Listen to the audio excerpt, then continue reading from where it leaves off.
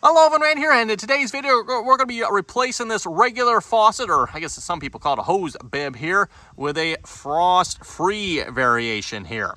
Now, a frost-free faucets, try saying that a couple times fast, they shut off in the back here, Evan. So we got a 12-inch frost-free faucet here. So like I said, it shuts off at this end. Of course, you turn it on at that end, but it shuts off all the way back inside your house, in theory, right, Evan? It's all the way back inside your house. So you got 12 inches there where it is shut off. And in theory, it's also got an anti-siphon on, so whatever water in there, if you take the hose off, should drain out. And you shouldn't have any water in there, one. That way it will not freeze. Now, of course, for this one, it shuts off right here. So you have water up until this point, and it can potentially freeze. Surprisingly, somehow, it has not frozen on this house yet. I don't know how. It just gives you an idea, I guess, of how much heat is coming out of here, I'm assuming, which, of course, we are insulating, and hopefully that'll take care of that heat problem, and might actually create another problem with freezing. So we're going to fix that here this episode. We're going to take this old one out and put that one in. Okay, well, this should be a relatively quick job. Here's the tools we should need for this job here, by the way. We got both an outside and an inside pipe cleaner. Of course, I got the inside one on an impact there, nice and lazy and easy that way. We're going to need some lead-free solder paste and a brush to apply that with. And, of course, some solder to go with that. And then also, in my case, I'm going to think a small pipe cutter is going to do the trick here. I don't think I have room for the big pipe cutter, so small one will hopefully get in there. And then we got a couple extra pieces here too. Ball valve, we're going to be putting that one in. New shutoff. The old shutoff does leak if you turn it. And then if we need to have one, I got an extra coupler and a little piece of pipe here as well. I don't know if we'll need that or not, but in case we do, I have it. Now up here, Evan, is where the pipe goes out of the house, so you can see it going through the floor joist there. And there's actually a double, so there's a joist here, Evan, and then there's another joist there, and then we finally get to the outside. So hopefully, I'm hoping, Evan, that 12 inches will get us into here somewhere. And we got this 45 degree. So we're going to cut the 45 degree off either here, or I might go upstairs and try to cut it off behind this one here yet as well. I'm not entirely sure, Evan, or what I might be able to do too, Evan, if I cut this off, I might be able to push the whole piece out and cut it off outside. We'll see once. Not entirely sure on that one. Here's the old leaking ball valve. We're going to get rid of that. And I'll probably cut it off right in here some of it. We'll solder the new ball valve on. And then we'll just solder this piece of pipe on with it here. And hopefully, like I said, we might need a coupler in here. I'm not entirely sure yet. We'll find out.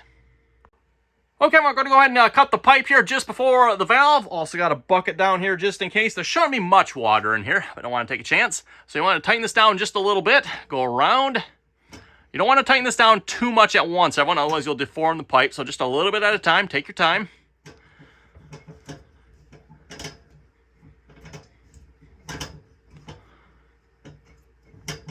Slowly cutting our way through here. Actually, I don't know if I might not be on the roller here right with this one here. Oh, well, it seems to be cutting. We'll keep going. I just realized, we're not quite on the roller right here. If you notice, pipe should be rolling right there. We're rolling a little bit to the back. Oh, well, shouldn't matter.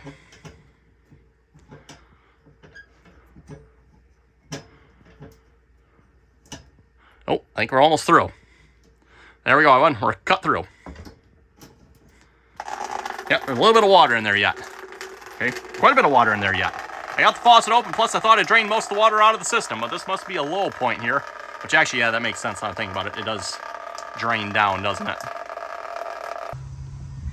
Okay, back on the outside of it, looks like we're going to end up doing a little siding work here as well. I didn't realize it, and I should have suspected it. They must have it screwed in back behind here because this thing is solid and does not want to move. So I'm going to have to get this box out of here so we can figure out what's behind here a minute. Okay, and exactly what I was hoping for, Evan. Once we got the screws out, we were able to slide it out here just a little bit, and then hopefully I can get my cutters in here. We'll just cut it off right from the outside. That way we save as much of the pipe as possible because, again, I don't know how much I'm going to need here, so we'll just cut it off right there. If you wanted to, I suppose you could desolder it as well, but the heck with that. Or just going to cut it off and throw this thing away. Nothing wrong with using a faucet like this inside of them, but you don't, at least in the northern countries here, which actually I think, someone in the comments, correct me if I'm wrong, I think this pretty much extends all the way down to like Florida. You pretty much want to have some sort of frost-free faucet, everyone. I know like down south, Evan, you can have a little bit shorter lengths.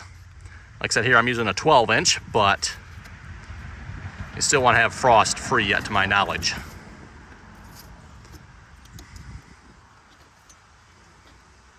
Which, how they've gotten away with this all these years, I don't know of. And there we go. Okay, now we'll pull that back inside the house. Okay, then we'll go ahead and slide that piece out. There we go. And I'm not sure how much of this we'll need, but we'll need at least some of this piece here. Okay, it doesn't look like it quite fits here, so we're going to have to make the hole just a little bit bigger. It's so close to it, like it wants to go in, but not quite. So, oh well. Okay, one hole drilled larger. And also looking at this, I don't know if you can see up in there, the holes are going at a slight of a up angle, which is what you want. You want to have it inclined up, so when you shut the water off, it will drain out. Now this looks like it might almost be too much of an angle. Again, I don't know if you folks can see in there or not. Yeah, there we go, man. Hopefully you can see that now. Like I said, they are at quite a bit of an angle up. Almost might be too much, but we'll see if that'll work or not. Well, I was hoping that would stick through a little more than that, so I might end up having to actually solder this piece on outside and stick it through, and I don't know if I'm going to be able to get those angles through or not. So that might be where that coupler comes in handy. I might have to put like a little 6-inch piece on that coupler there and then get it the rest of the way. I think that's, yeah, looking at that, I think that's what we're going to have to do, because I don't think there's any way these are going to go through with that faucet, I don't think. We could try, but I don't think so. Okay, like I was saying inside of it, we're going to solder these two pieces together here first. So we got a little longer piece on there. And again, I don't know if we're going to be able to get that through there. If not, we'll cut it one more time, everyone, throw a coupler in there, and then we can connect it back together. So to start, everyone, we need to clean both ends. So of course, we got the outside one for this part here. And let's see if I can do this. There we go. So give that a couple turns on there. Make sure you get that nice and clean.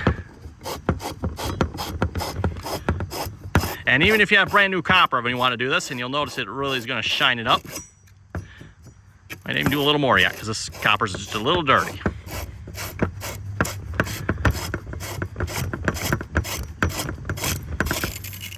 There we go, nice and clean. And then we'll do the same thing to the inside of the faucet here. Even though it's brand new oven, we're going to clean that as well. Yep, nice and shiny. Then we'll go ahead and put some flux on it here.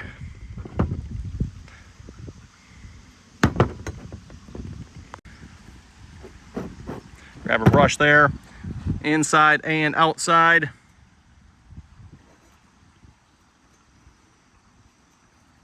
And this is what helps pull the solder into the joint. Make sure we got that good. We need a little more on this side yet. There we go, looks pretty good. This will also help when you put the pipes together. They usually slide together real nicely that way. And then some on the inside as well. Okay, next up, everyone, we're going to solder this together, and I did check my angle here, so hopefully we're in line with the end of the faucet. We're going to go ahead and heat this up here, and this is going to take a little bit of heat here because it's a little bit thicker end. And by the way, Evan, you can also do a threaded connection on here or soldered. I'm doing the soldered, of course.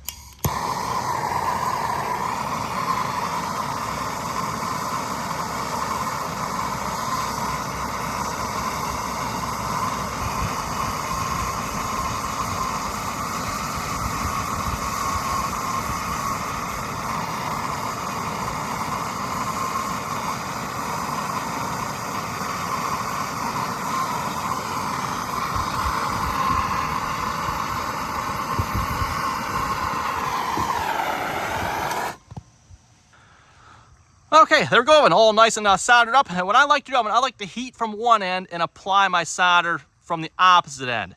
When you can apply the solder from the opposite end, you know the whole thing should be hot enough, and it will usually pull the solder towards the heat and give you a nice, hopefully uniform solder joint. You can see that is the side where I was applying the solder. And I did stick it a little on this side here as well, but it looks like, I think we're looking pretty good at one. Now let's see if we can get this in the house. And when you're done, everyone, once it's cooled off a little bit, by the way, speaking of cooling off, do not quench it, everyone. Just let it cool off naturally. And when you're done, make sure you wipe and clean it off. You don't want to leave any of that solder paste on there, which is probably what happened with some of this spots here, by the way, as well. They've left the solder paste, and then it kind of turns green and corrodes like that. Okay, I ended up cutting that piece off. Of course, I cannot get it in the house with that angle piece on, so I just cut it off about 6 inches there, so that should at least get us inside the house and a nice, easy spot to solder. Now I'm looking at lining this back up. I put this box back on that was on here of this trim piece, and if I push this all the way in, everyone, I guess we clear. It's not the greatest on. I wouldn't mind having it out like another 1/2 inch here or so, and I was hoping this new faucet would do that, but I guess I can always put the adapter piece back on there as well, or see if I can get some more blocks or something back there. That might be another option. Trying to look at this oven. It's kind of hard to tell without the siding on. Actually, I guess let's put the siding on. Hold on. Actually, that is better than the old faucet was. We might be okay with that, I think, everyone. There is like the beauty cover that goes over this yet as well. So it's going to come out just a little bit more, but that might be okay. That would be a little more ideal in my opinion, having it out a little bit further. That way, like a watering can or something, you get it under there. Well, I've been looking at this. I was going to put a coupler here, and I might regret this decision because it is a little close to the outside wall. But I think I'm going to put the ball valve up here. That way it's up in the ceiling. Otherwise, with the pipe, it's hanging down here. The ball valve's hanging down. Of course, basement is not particularly a tall ceiling. So this puts that ball valve up just a little bit higher, and I kind of like that. Like I said, it might not be the greatest spot for it as far as proximity to the outside, but I think I'm going to try that one. So we're going to put the ball valve up there, and then I'm going to put the coupler there. Okay, we got the ball valve soldered on there. That was kind of an all hands on deck. Had to have someone help me hold the ball valve in place because I just wanted to swivel down, right? Didn't want that happening while I soldered it. And of course, yeah, up there, not a fun spot to solder. Anyway, I got the next piece ready to go on. So we got that end cleaned and fluxed. I need to flux up inside the ball valve there yet. It is clean. I just need to flux it. And then on the other side of this pipe too, I got a coupler. Which if you notice the little dent, hopefully I don't know if it'll focus, that little dent there that's in as far as the copper pipe will go. And then I need to clean and flux this end yet, and we'll be ready to solder. Okay, we need to solder that joint by the ball valve, and then we also need to solder that coupler. So we'll just start with the coupler here first. And solder all of it so it doesn't splooge like last time. A lot of flux on that one. I'll wave that off a little bit. That's a little much. Put all that, oh my goodness. I don't need that much on Do you need the rag? Yeah, should be good. All right. Okay.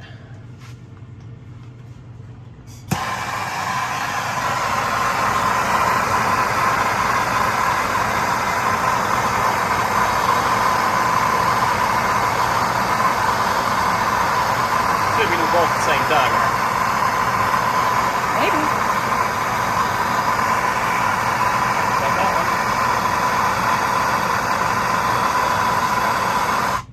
That one. Okay, that one's a little messier, but oh well.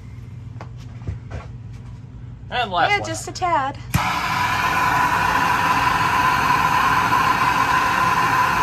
course, you want the ball valve open when you do this. Do not close it. Why? You want the heat to be able to transfer through.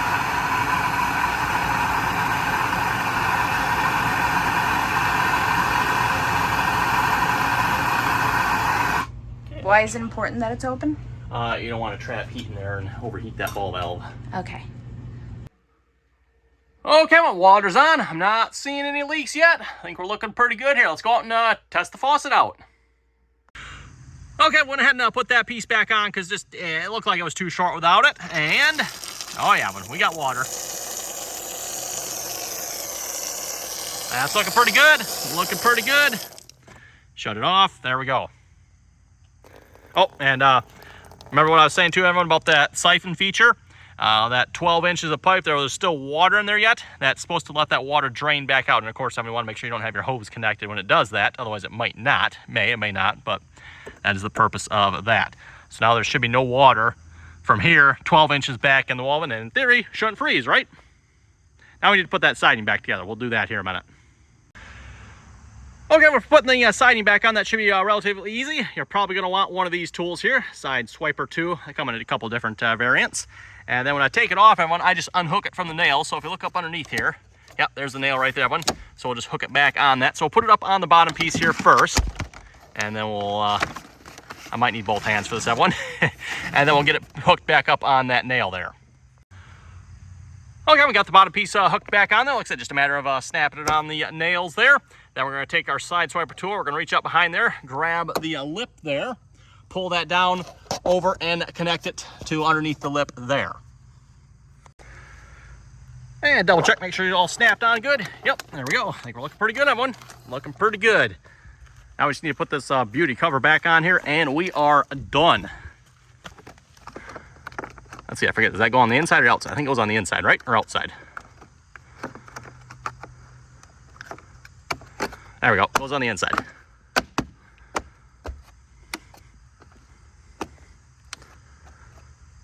There we go, one frost-free faucet installed. Okay, there we go, man. Thanks for watching. You folks have any comments or questions about this, be sure to throw them down below. Also, down in the description, by the way, you can find links to my Instagram and Facebook and all that good stuff. Also, if you'd like to help support the channel, Patreon down below as well. With that, thanks for watching, and until next time.